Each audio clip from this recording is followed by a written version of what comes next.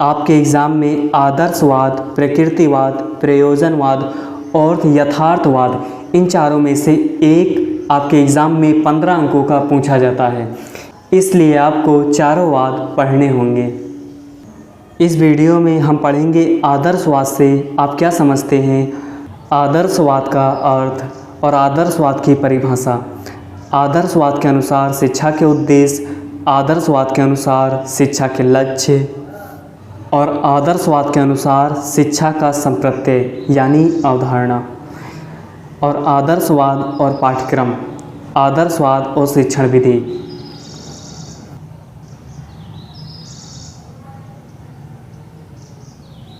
आदर्शवाद से आप क्या समझते हैं?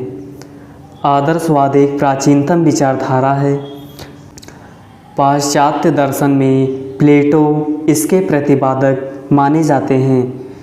प्लेटो के साथ साथ कई दार्शनिकों ने इस दार्शनिक विचारधारा को आगे बढ़ाया है। आदर्शवाद वह विचारधारा है जो यह मानता है कि अंतिम सत्ता आध्यात्मिक है।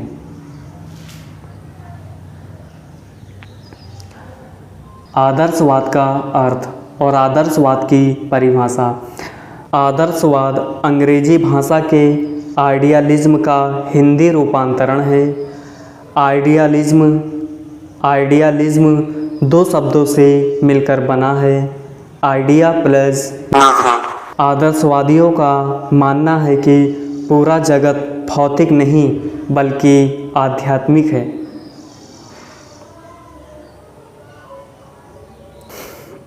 भारतीय दार्शनिक D.M. दत्ता ने आदर्शवाद को परिभाषित करते हुए लिखा है कि आदर्शवाद वह सिद्धांत है जो अंतिम सत्ता आध्यात्मिक मानता है।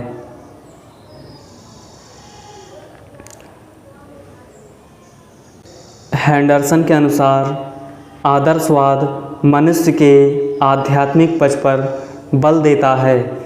इसका कारण यह है कि आध्यात्मिक मूल्य मनुष्य और जीवन में सबके महत्वपूर्ण पहलू हैं।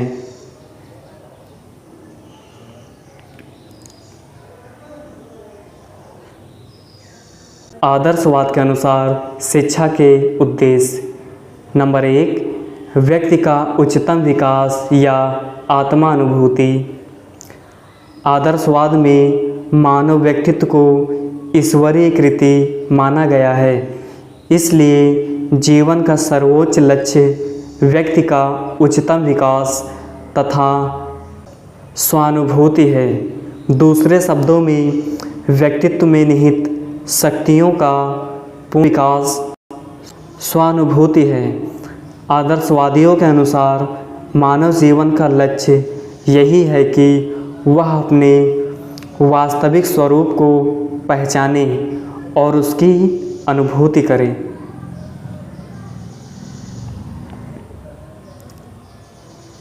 नंबर 2, आध्यात्मिक विकास का उद्देश्य। आदर्शवाद आध्यात्मिक पूर्णता अथवा आत्मानुभूति को ही व्यक्ति का पूर्ण विकास मानता है। आदर्शवादी शिक्षा का उद्देश्य बालक का आध्यात्मिक विकास करना है और इसके अनुकूल ही शिक्षा की व्यवस्था करनी चाहिए। नंबर 3, अमर आदर्शों एवं मूल्यों की प्राप्ति। आदर्शवादियों के अनुसार सत्यम शिवम सुंदरम मानव जाति के आध्यात्मिक आदर्श हैं, एक जीवन के शाश्वत मूल्य हैं। अतः शिक्षा का स्वरूप ऐसा होना चाहिए जो मानव को इन मूल्यों की प्राप्ति में सहयोग हो।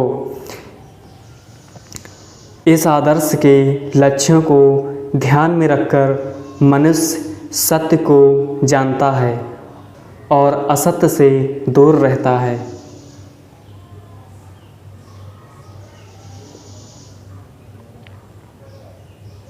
नंबर 4, सांस्कृतिक विरासत की समृद्धि। आदर्शवादियों के अनुसार शिक्षा का अन्य महत्वपूर्ण उद्देश्य सांस्कृतिक विरासत की समृद्धि है। सांस्कृतिक संपदा की संरक्षा और विकास में सहयोग देकर ही व्यक्ति एक पीढ़ी से दूसरी पीढ़ी को अपनी संस्कृति स्थानांतरित कर सकता है। 5. बालक का बौद्धिक विकास। प्लेटो का मानना है कि मनुष्य की बुद्धि एवं विवेक उसके सभी आदर्शों तथा आध्यात्मिक चेतनाओं का आधार होता है। एडमस के शब्दों में शिक्षा का मुख्य उद्देश्य बालक की बुद्धि एवं विवेक को विकसित करना है। आदर्शवाद के अनुसार शिक्षा के लक्ष्य। विभिन्न दार्शनिक विचारधाराओं ने शिक्षा को प्रभावित किया है। शिक्षा के द्वारा आध्यात्मिक जीवन की प्राप्ति। आदर्शवादी शिक्षा का प्रमुख लक्ष्य मनुष्य में बुद्धि एवं विलक्षण शक्ति है, जिसके सहारे वह वातावरण को अपने अनुकूल बना सकता है और स्वयं वातावरण का दास होकर नहीं रहता।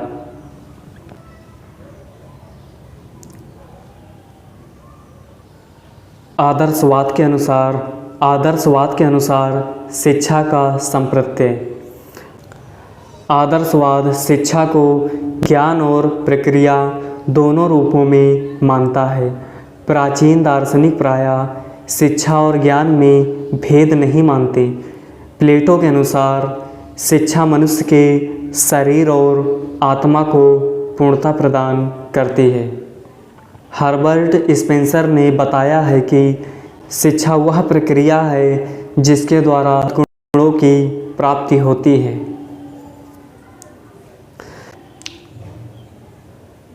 आदर्शवाद और पाठ्यक्रम। आदर्शवादी शाश्वत मूल्यों को अर्जित करना शिक्षा का परम लक्ष्य मानते हैं। आदर्शवाद के अनुसार व्यक्ति भौतिक विज्ञान, रसायन विज्ञान, जीव विज्ञान, भूगोल, गणित, मनोविज्ञान और दर्शन आदि विषयों के द्वारा बौद्धिक शक्तियों का विकास करके सत्य का दर्शन कर सकता है। आदर्शवाद के अनुसार मानव मूर्तिकला, चित्रकला, संगीत और साहित्य द्वारा मन की गहराई में पहुंचकर सौंदर्य का दर्शन कर सकता है। आदर्शवादी पुस्तकीय ज्ञान को अधिक महत्व देते हैं।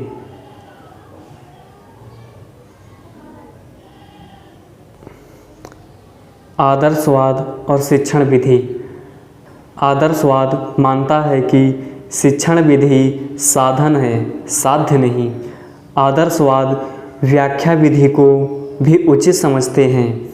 आदर्शवादी शिक्षकों ने विभिन्न प्रकार की शिक्षण विधियों को अपनाया है। वे किसी एक शिक्षण पद्धति के भक्त नहीं रहे।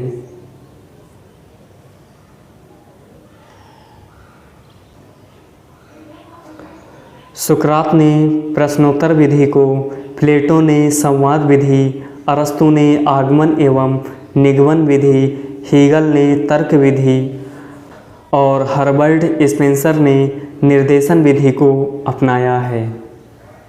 आपका वीडियो यहीं पर समाप्त होता है। यदि वीडियो पसंद आया हो तो वीडियो को लाइक कीजिए और चैनल को सब्सक्राइब कर लीजिए और वीडियो को अपने दोस्तों के साथ व्हाट्सएप ग्रुप में शेयर कीजिए।